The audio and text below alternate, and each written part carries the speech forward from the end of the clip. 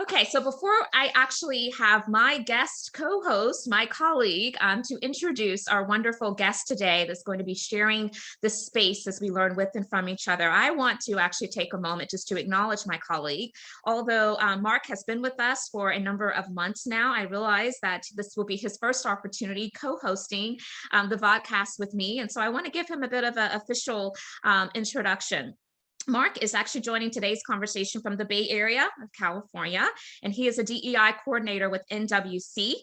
He's an award-winning activist, author, speaker, and storyteller. He's also a graduate of William Patterson University of New Jersey, and he earned a bachelor's in women's and gender studies with a minor in public relations. So we're so glad to have Mark as a colleague, and I'm even more excited to have him sharing this opportunity with me to co-host our special guest. And I'm going to turn it over to Mark now to share some remarks. And then also he's going to be the one to provide the official introduction of our special guest today, Dr. Dara. Mark. Hi, everyone. Thank you all. Thank you, Nika, for that warm welcome. I'm so excited to be co-hosting today alongside Dr. Nika White. And I'm super excited to formally introduce our guest co-host, Dr. Dara N. Byrne.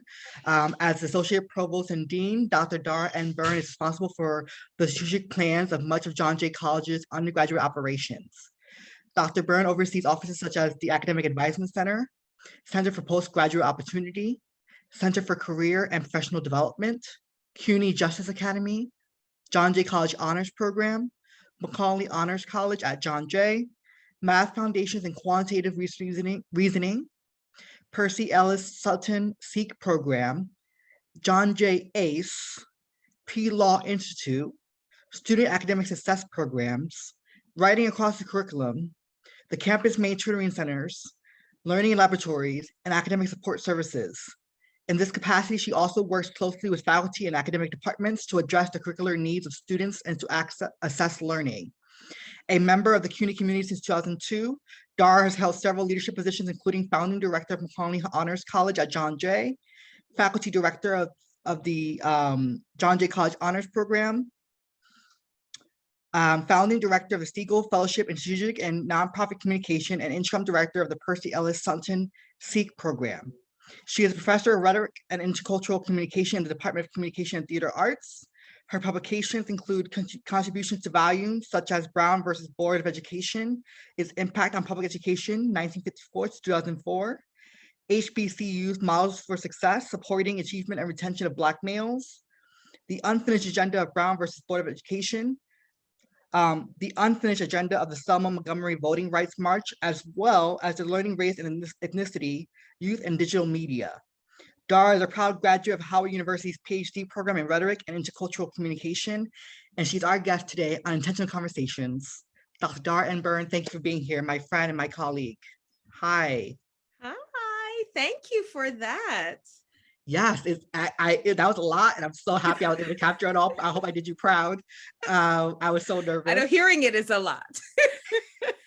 But that's like, why I do all that. You do all of that and then some. I'm sure there's some we didn't capture. So yeah, thank you so much. And I want to open up the floor to you to kind of introduce yourself in a way that's not reflective of your official bio. So if you want to say a few words, please, now's the time. Sure. Thank you for the opportunity to do that, because when you hear a lot of stuff, making sense of what it means is very different. So I'm going to tell everyone what it means to me, a little bit about who I am, what that means to me in a short way, and a little bit of a longer way, so that you can get a sense of what this work does in relation to the DEI space. So I see myself as a disruptor and a capacity builder in this role. And that's the short version. I get to collaborate with a deeply diverse team of education professionals, academics, and external partners to disrupt inequities in higher education. That means who gets into college, how they're treated in and outside of the classroom, and how long it takes them to earn a degree, if ever. Our shared goal, and one that is part of our institution's mission, is to increase academic, career, and social opportunity for those with the greatest barriers to participation. because in college, these barriers are always a threat to inclusion and thus degree completion. And we do this through academic planning and programming, targeted curricular interventions, financial support for those in need, and most important, by reimagining institutional processes and policies. Some of our work is very experimental, very experimental, but it's deeply rooted in best practice, data, and research. In other words, in my view, we get to rigorously test out our hunches. And I think one of the best things about the work that we do is that we get to test out things that aren't conventional, seeing things in another way, trying it out and sharing it widely within our community and across, because what's working and what's not working, we all need to understand those things, because the inequities are huge. They're persistent. They're all over. And it's going to take a vast network of people to really disrupt things from coast to coast. So that's a little bit about what we do, what I get to do, and who I get to work with. I love that, Dr. Dara. Thank you so much for sharing that. And I'll have to point your attention to the chat, because you have a lot of folks that are colleagues of yours. I see the Director of Institutional Research, Ricardo, is on, and a number of alum are on as well. And so it seems like you're well supported today. I wanted to just acknowledge that. Thank you, everyone. So I'm so intrigued by the experimental commentary, because not a lot of institutions have that freedom, and there's both some pluses and cons to that, but I think that if we are free to experiment, that's where we really can find some opportunities to really lean into some innovative ways of creating outcomes that I think people can really feel proud of. And we're going to talk about all of that today. But I tell you, one of the things we like to do in Intentional Conversations VodCast is to bring into the conversation topics that are really top of mind for people based upon what's been happening within that week. And this has been a big week, particularly in the space of academia. And as we were waiting to go live today, we touched on the fact that Nikole Hannah-Jones has made a big decision. And for those of you who may not be as familiar with what's going on, Nikole Hannah-Jones, she issued a statement on her decision to decline tenure offer at the University of North Carolina, Chapel Hill, and she accepted night chair appointment at Howard University. And this was after there was a lot of contention around her being offered the tenureship. And I want to just get your thoughts about how are you processing this information, and what are you seeing as some of the information that you really are holding in mind as you're thinking about her decision, right, wrong, or indifferent? Just want to get you to react to it. So I have two things to say. The first, I have to give full disclosure. I am a proud Bison. I am a proud alum of Howard University. So when I heard this news, I was screaming and contacting other people. I mean, it was just an amazing thing, because her work and the work of others, because Ta-Nehisi Coates is also going to Howard with her. The work that they do in leveraging public space to influence people beyond the ivory towers is important. It's so important, and it's a game changer to really bring that kind of strategic, critical work into the academy in conversation with those who have for too long held a monopoly on what is constituted as knowledge, who has access to it and who gets to speak on it, as well as sharing with the community beyond the ivory tower what it means to engage in a rigorous intellectual academic conversation. Bringing those two pieces together and at an HBCU and my HBCU is like, I couldn't be happier. But on the specific issue of the tenure process and freedom of speech, academic freedom on college campuses, what many people have felt has been under attack for a long time, I think what we get to see through this case is that getting your work and your voice out there is not simply a matter of just being talented. Right. And that's always important in a DEI conversation, in any kind of workspace. It's just that most people don't know how it happens and what happens in the academic community, because so many things are behind closed doors. So for example, when you are approved or not approved for tenure, you don't know why. It's confidential. You don't know the voting outcome. You just don't know. You get a yes or a no.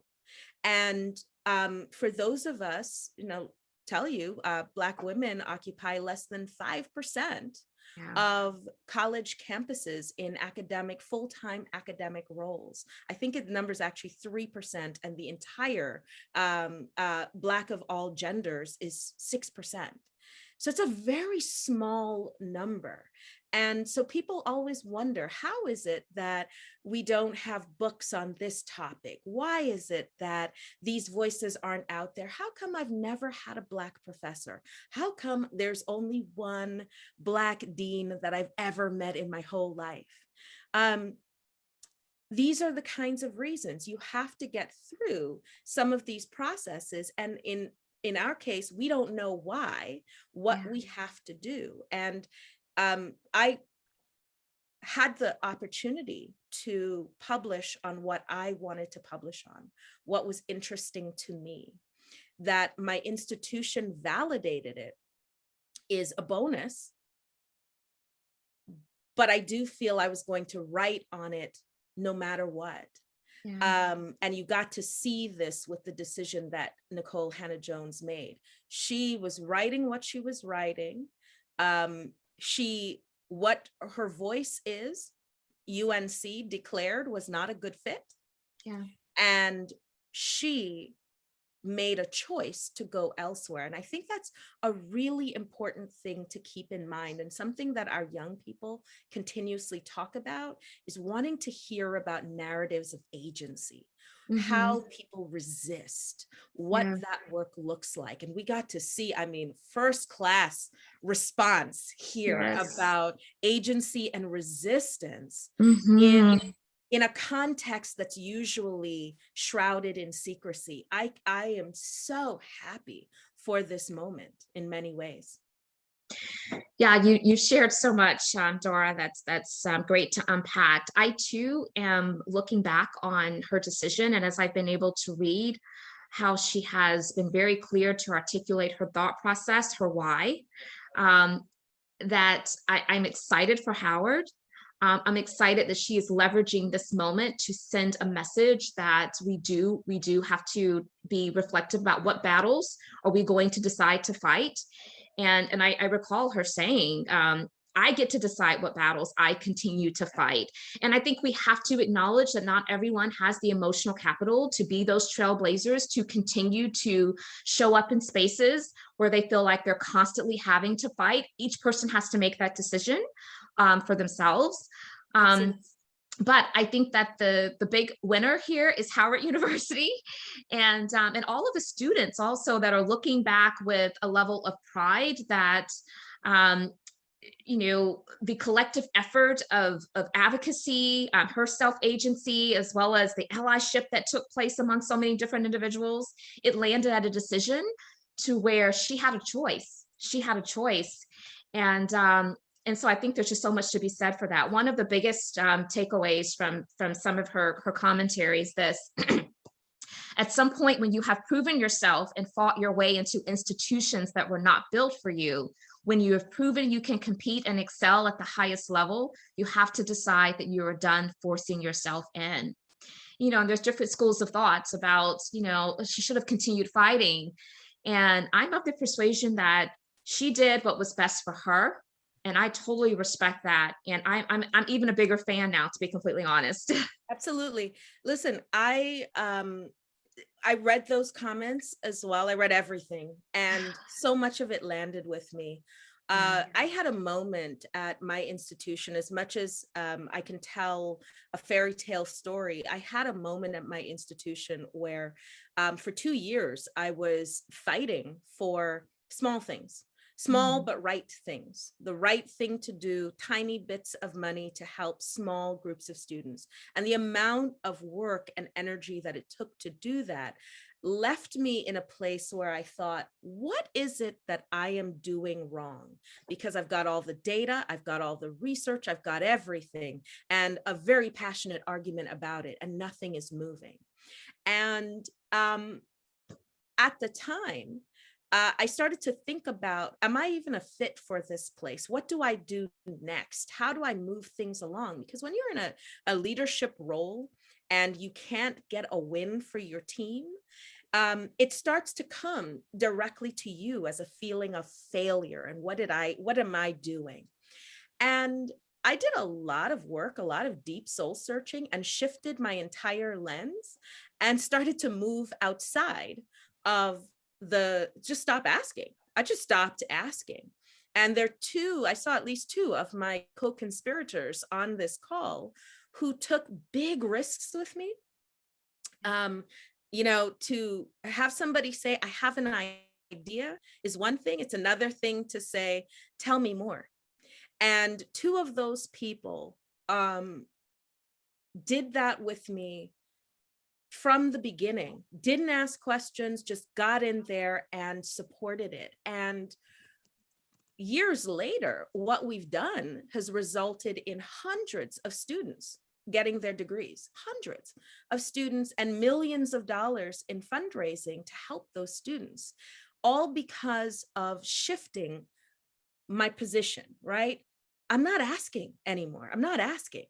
And if I'm asking you and the answer continues to be a no, if I continue to ask you, then that's on me.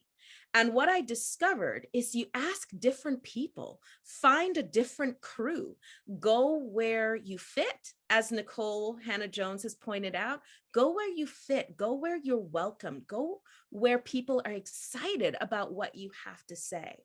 And that transformed my experience in leadership, my imagining of what I could do and what I could build with other people, all because of, really, honestly, two people that just said, oh my God, this is cool. Let's do it. And you are not always going to find that in every single role that you have, but it is always in your purview to keep looking for it. Never stop looking for that thing. You aren't always going to belong, but that doesn't mean you stop looking for the spaces where belonging is for you.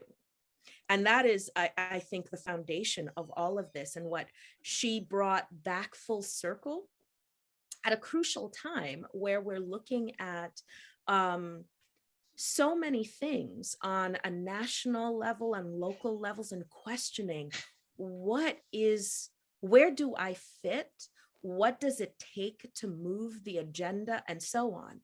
And you can see that one divine moment, it might be the only one that happens in your lifetime, but what you do with it, if all that ever happens in my life are these hunches and experiments that shifted the lives of 3,000 people, oh my God, I will take it. Because that's a 3,000 people where generational poverty is coming to an end. I will take it, but I'm looking for more, because once you get that feeling of what it looks like to move something like that, like just in your regular day, the idea of what more people can do to turn things into a collective is just, it's just not in my DNA anymore to give up on that. Yeah, and Dara, I think I want to thank you, first of all, for being here today again publicly, but also you're one of the fiercest advocates I know for students. In the years that I worked with you, in the years I got to interact with you, I saw up close and personal your dedication to student success, to student retention, and to the advancement of students of color in particular, not just students of color, all students, because you're a dean of all students, but this idea that you were really about putting students first, right? And so when we talk about, and I just want to pivot a little bit, when we talk about inequities, I know we mentioned earlier in the pre-conversation about John Jay's population being a minority serving institution. What are some of the inequities that are facing John Jay? And you mentioned how some of the ways you work to eradicate them, but what are some of the inequities that are facing John Jay students in particular? And what are you and your teams doing to address them? Yeah. City University of New York, which John Jay is one of the senior colleges, is an incredible concept of an institution, one of the last truly public institutions that offers an access point for the full range of students, from those who need remediation through to those who are top achievers by any standing. There is a CUNY college for students. And with that, because we serve New York City, and in total, CUNY has about 500,000 students.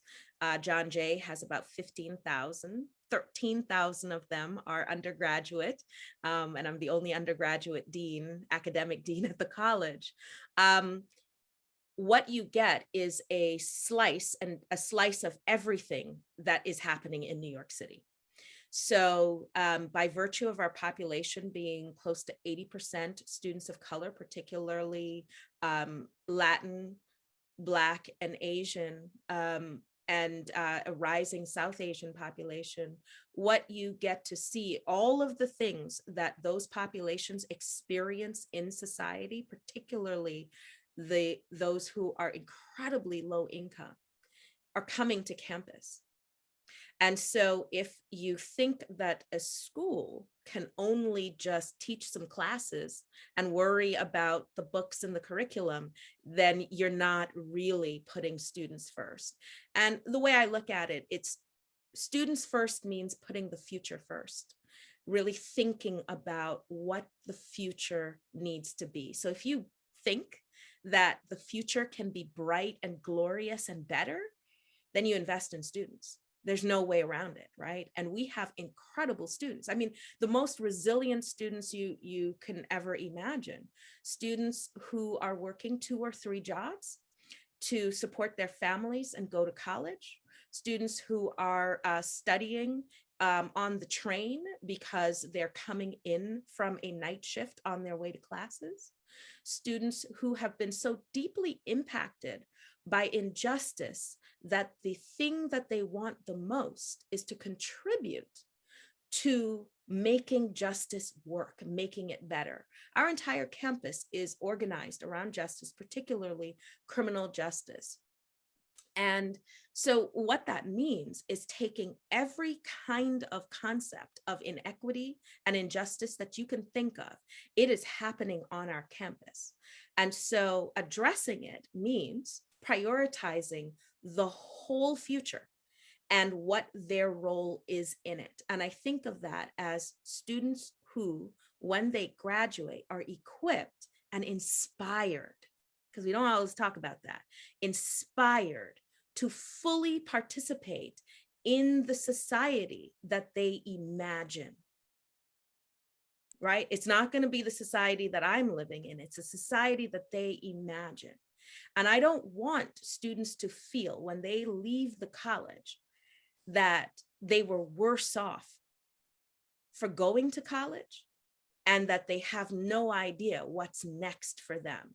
You can think, I don't know what to do with all of my talent, but I want you to be inspired about being a game changer in any way that makes sense to you.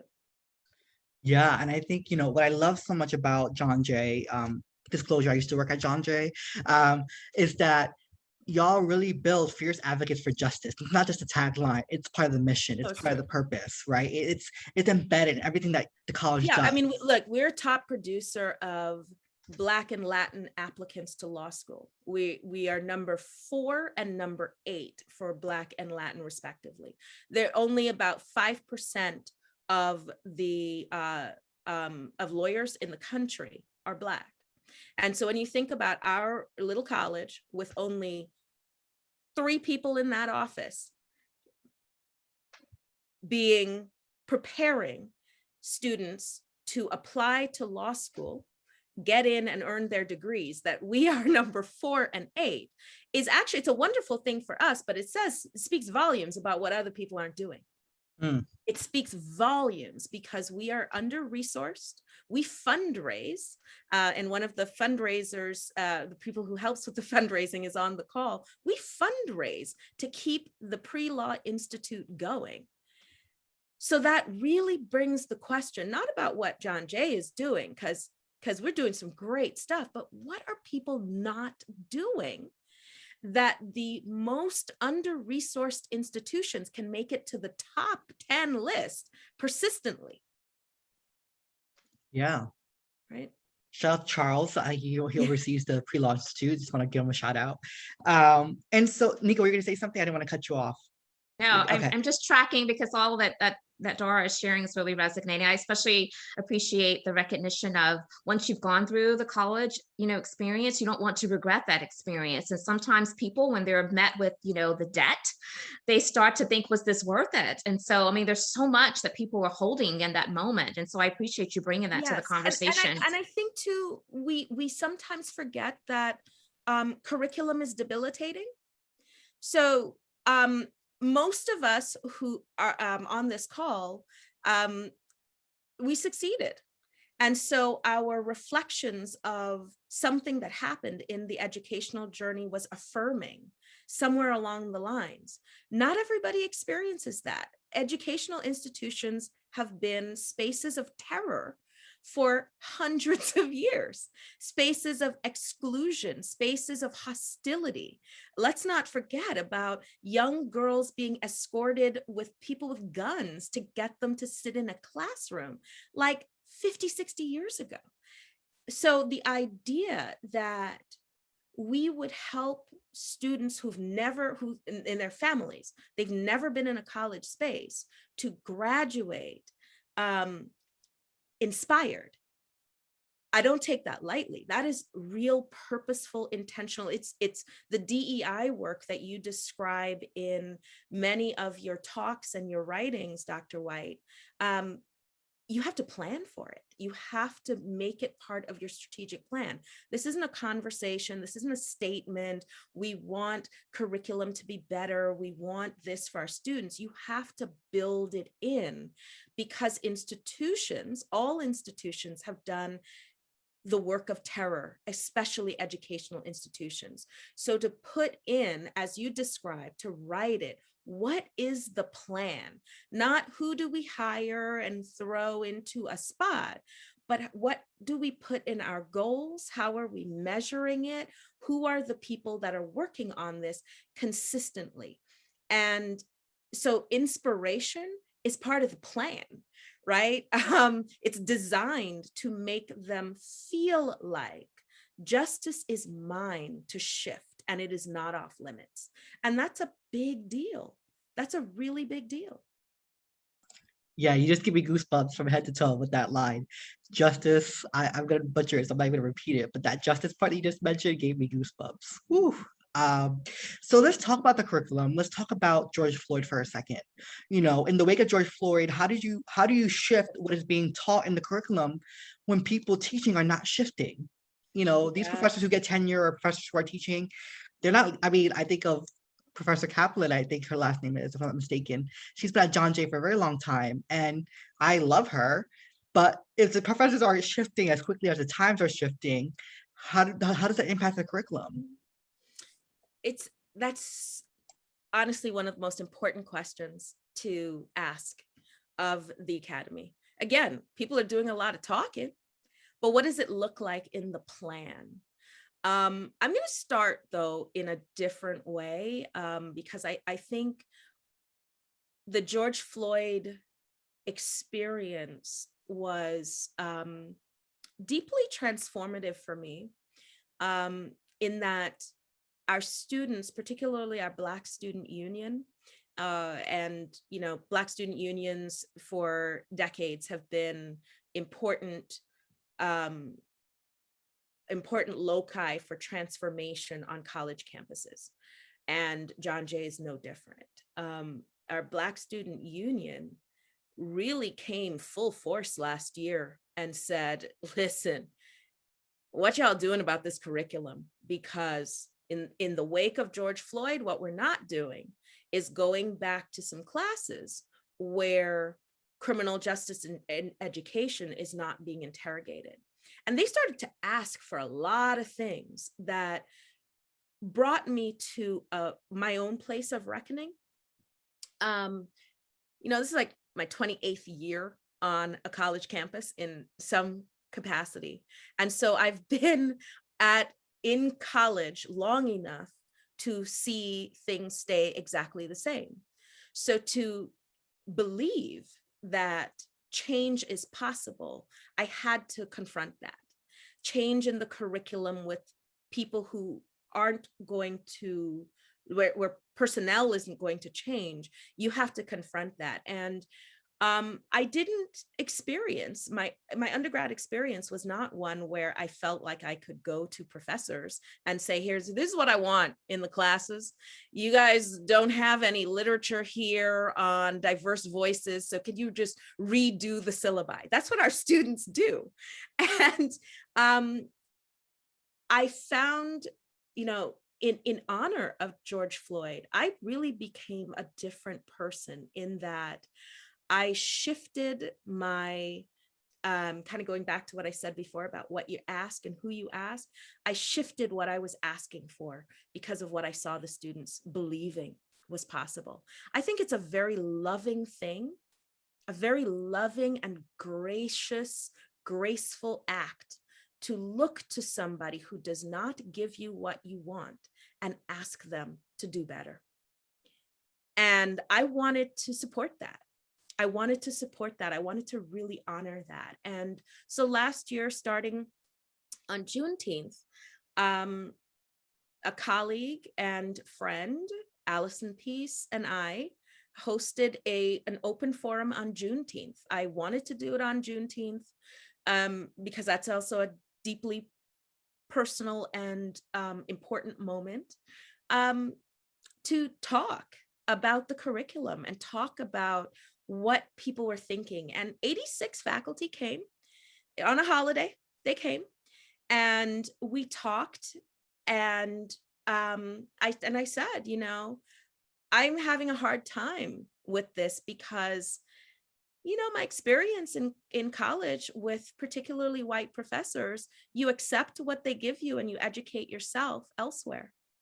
And for me to do this part, I have to tell you, I'm walking in new territory because I just wouldn't even ask for what the students are asking for.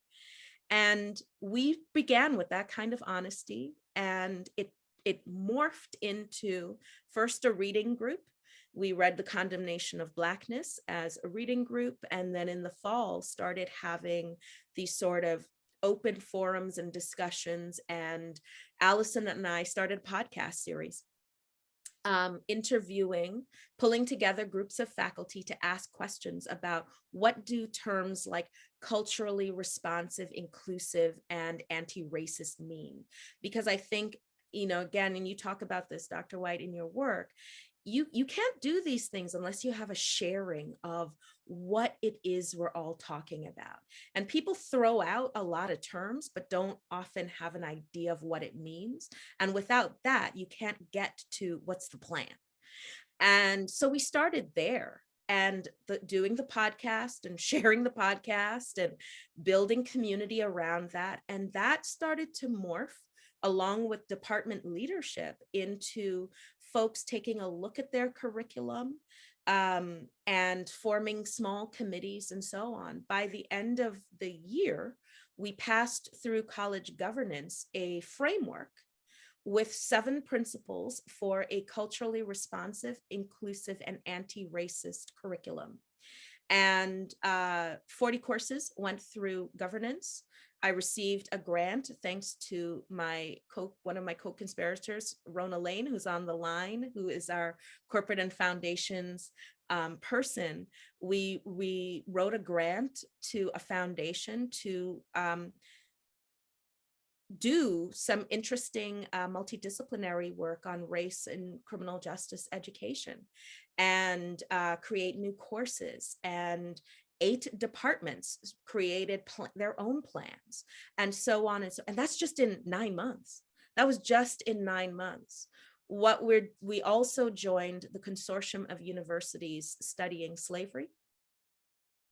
And why this is important is because, well, one, the relationship between slavery and policing, the research out there has already pointed to the link between those two. And we are an institution organized around justice. So it really interrogating criminal justice education is critical. And to do that, if you're really serious about doing that, you've got to go back to studying slavery. But our namesake, John Jay, who is one of the forgotten founding fathers, so he's the first Chief Justice of the United States, was a slave owner. He owned 17 slaves, as well as sued slave owners for the freedoms and rights of their slaves in New York. So it's a complicated story. And I think that if we are going to do institutional work, you got to tell the truth. You got to look to the history. You got to unpack and understand. You're right, Victor Martin. People are complex, but our times and our institutions are complicated.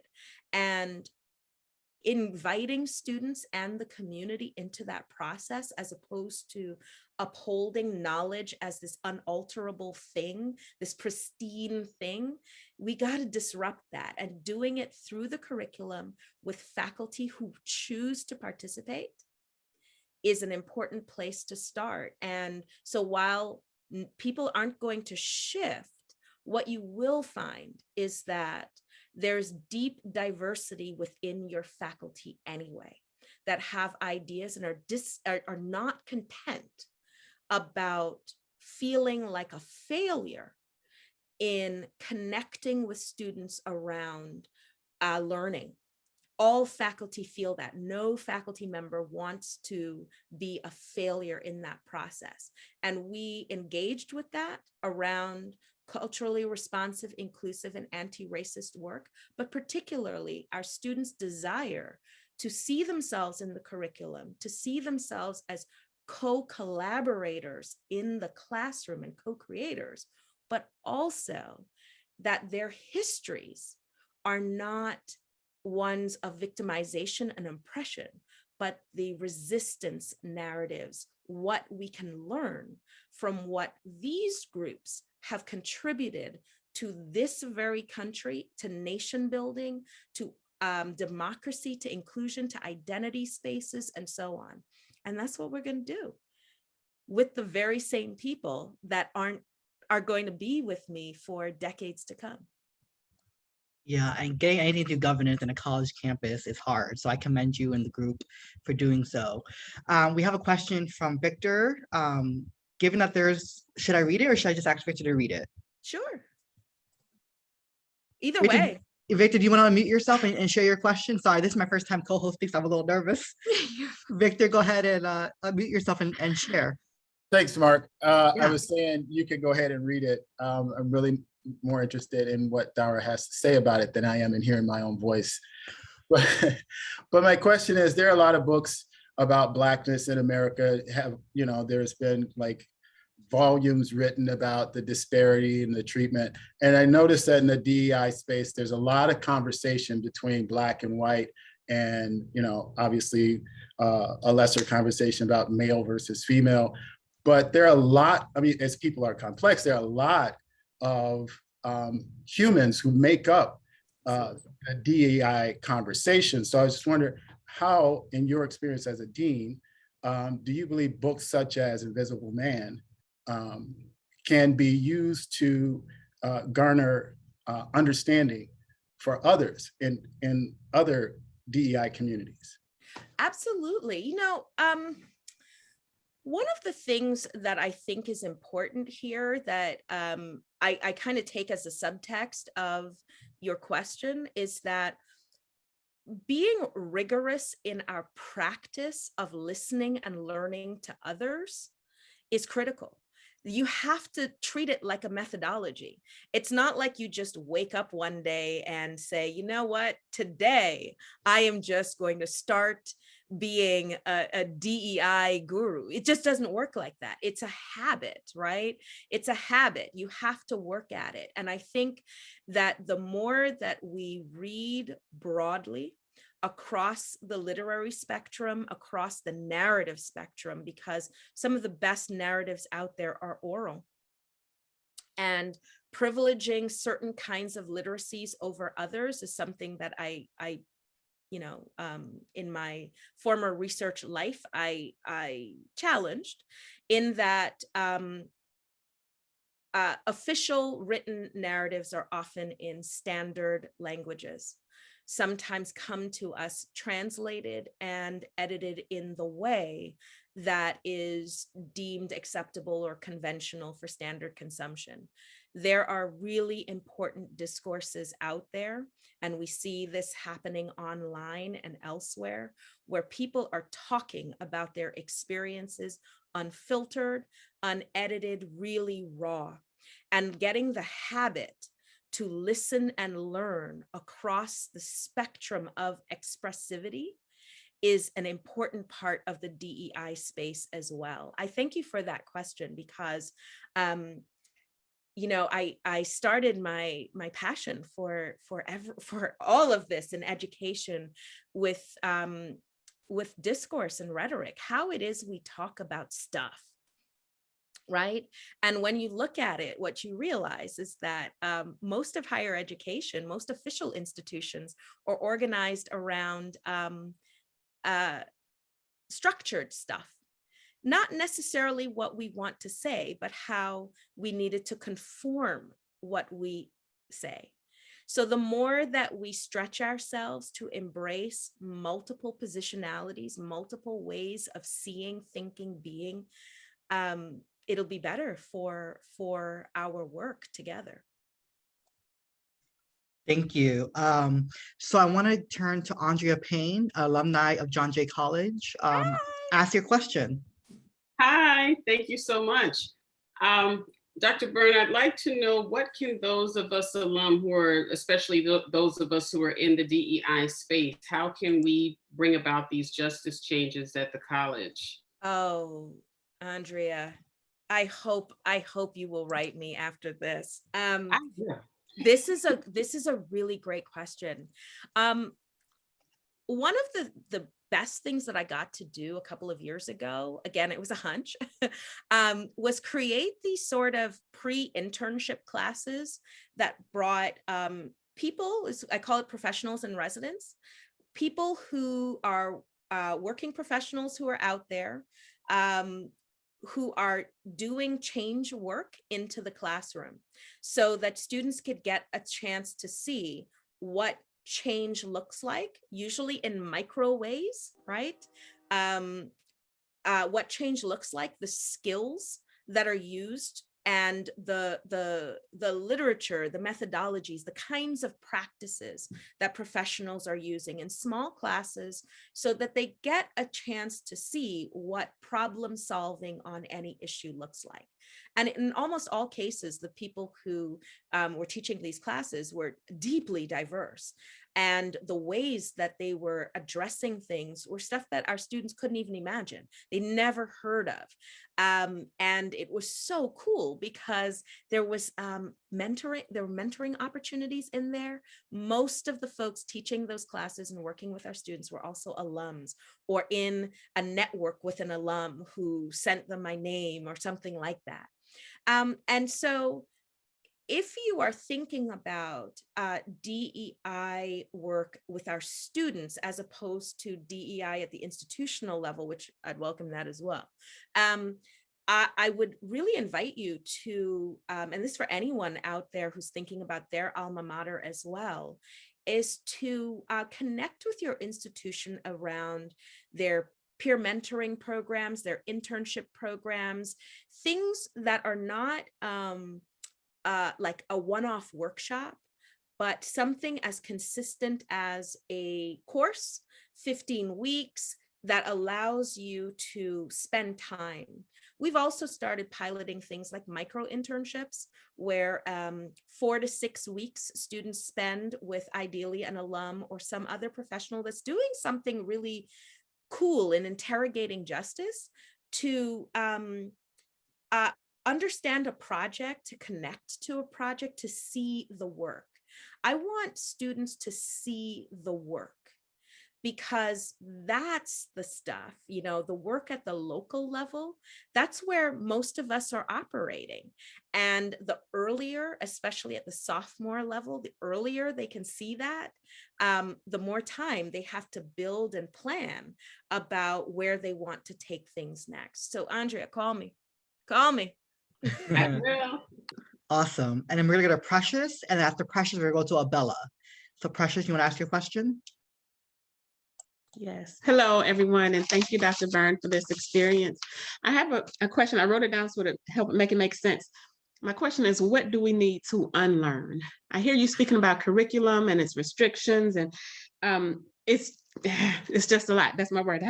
But also, how much do we need to unlearn? Because sometimes I think we're limited because of what we have been taught, and our understanding is so confined to what others thought we needed to know, and it leaves out the other things. So in order to Precious. me so to actually be holistic and to understand and appreciate others, I feel like it's a lot we got to throw out. And then you got to relearn. So I know that's packed, that's loaded, but anyway. No. It's such a brilliant question. Thank you for thinking that I am someone who could answer that. So I would say that it's going to depend on your local context.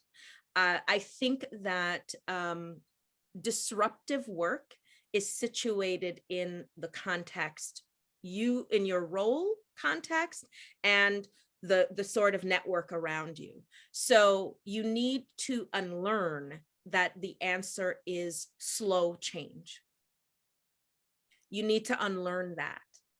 I have watched and participated, and in some cases led, a whole shift in our curriculum and policy in 9 months on something that I did not believe up until George Floyd that I could or should even be asking for. Okay? Most people say change takes a long time. I don't know about that. We need to unlearn the idea that change is the whole thing. One thing can move and can make a difference. It's not everything, but one thing is doable. And look for that one thing and unlearn the idea that it can't be moved or that you can't move it. That is not true. That is not true. Our students, if young people are not in your lives, go find them, folks, because what they imagine and the world that they are living in, how they, think of things as possible is different from what we have been sort of like beaten down into thinking. Like life has kind of pulled us in this direction of seeing walls and structures and things like that. When you aren't in those spaces yet, you imagine all kinds of possibilities. And that's the part you need to unlearn, being a bureaucratic adult. Awesome. Thank you. Thank you. Thank you, Precious. Woo! Thank you, Dara, for that. Whoever's next, don't be asking me something like that. Oh, Bella, over to you, my friend. No pressure. I'll do my best. I know. Bring it, Bella. I'm ready for you. First and foremost, I just want to say thank you for existing. Like everything that you have said today has so felt sweet. Like existentially validating. My background is also in higher ed, so like I'm here just like all of this, it's amazing. And so to the point about sort of the higher ed as a system and as a system that can change, I'm wondering if you can talk a little bit about the relationship that you have or haven't had with student affairs in this process of making change. my background is in student affairs. I feel like my experience in college is very similar to what a lot of you were talking about with students. I worked 3 jobs almost my entire 4 years, and while I was in grad school. And so consequently, because I was pretty much, class was very much a class thing, it was the like supervisors that I had in the student center and the like student affairs people who I was really like vibing with on a regular basis, and who I felt had a better understanding of like the ground level, if that makes sense. But you know what, Obella, what you are pointing to but didn't quite say is an important space where crazy amounts of segregation is in the academy. Student affairs is very diverse. And then academic affairs, not so much. If you guys think you're going to be walking around college campuses seeing Black deans with dreads everywhere you go, it ain't gonna happen. It's not there. There are very few, and especially very few who graduated from an HBCU on non-HBCU campuses. But student affairs is incredibly diverse. And I will tell you, I would be a failure of a dean if I were not looking to student affairs. And I would say to all of my academic colleagues, where we have it wrong is by not looking to student affairs and learning from the work that they're doing, because our student affairs colleagues are the ones that are seeing things about students and student lives in ways that we have not yet accessed. So here's what I did. And Mark was on this group in my first year of being in this role. I created a group called the re-enrollment group, because what I noticed was that every office on campus played some kind of role in talking to students about re-enrolling from semester to semester. Everybody was sending messages, everybody was doing activities and so on, but nobody was necessarily speaking to each other. And no one was learning from each other. And so I put together a group, and I actually don't even chair this group. And I shouldn't, because it should be run by the people who are on the front lines. All I did was create the opportunity to bring people together from, every office on campus has a seat, and they go through the entire re-enrollment process, what every stakeholder thinks students need to learn and hear and do and participate and so on, from the bursar, financial aid, all the way through to the social media people, and organized it into a clear plan. And I'll give you an example, because this came from Mark, because Mark was a very junior colleague at the time when he was in this role, with some folks that had very heavy titles. And Mark was uncomfortable with the idea of telling some people with some heavy titles,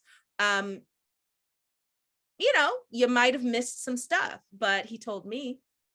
And when I learned that our media work was not accessibilities friendly, I lost my mind. Like, how could we be doing that and I not know? My student affairs colleague knew. And by creating the opportunity for collaboration and listening and making it equitable, that everyone, regardless of status, has a voice, we fixed that in like a second. Something that for years people didn't even think about it, fixed in seconds, because Mark got the chance to speak without penalty, right? So yes, student affairs, absolutely. Yeah. Well, Dara, it's Thank you past so much. the I hour. appreciate that. Thank you, everyone. Dara, I want to give you the final word, but I just want to thank you so much for being someone who supported that junior colleague at John Jay and gave me a voice when I was scared to speak up. Thank you for your mentorship. Thank you for your friendship. Thank you for being intentional in your inclusion and your educational work across the board. I want to leave the final word with you, and then I want to thank everyone and thank Dr. White for being a part of today's intentional conversation. Yeah, this is this has been a great conversation. It's giving me a lot to think about. I did not mentor Mark, and I don't think I mentor anybody. I think I'm the one who's getting all of the learning. Learning happens in all different forms and ways. And if we are all serious about impact and change, we have to be open to knowledges present. That means is able and open to receive. And so when I hear things like that and I see all of these hearts and so on, what it means to me is that today I showed up, and yesterday or a year or wherever I first met Mark, I showed up and represented what I deeply believe. And so thank you for affirming that, because I think we can all do really incredible things together, but it starts with us and how we present ourselves as really embodying the kinds of messages, values, principles about this space. And I can tell you, I was not that at one point in time. People assumed that because I'm a Black girl walking around in an academic space, that I would just be all things knowledgeable about DEI and know what to do and so on. And that is not true. As you all know, this is intentional work, deliberate, purposeful. There's methodologies, there's practice and so on. And I was not that. And so I am learning from you all and connecting it with the myriad of experiences that I have. And I would encourage everyone, if wherever you are in this, to continue this, because it really, like I've seen it, it really does make a difference. And most important, it's made a difference to me and how I practice. So thank you for all that you're doing. And especially you, Dr. White, I really thank you for the kind of work that you're doing, especially making it visible and taking it out of the sort of practitioners only kind of space to be more accessible, because that is so important. Yes, thank you. Thank you, everyone. I also want to thank Dr. White for giving me an opportunity to co-host today.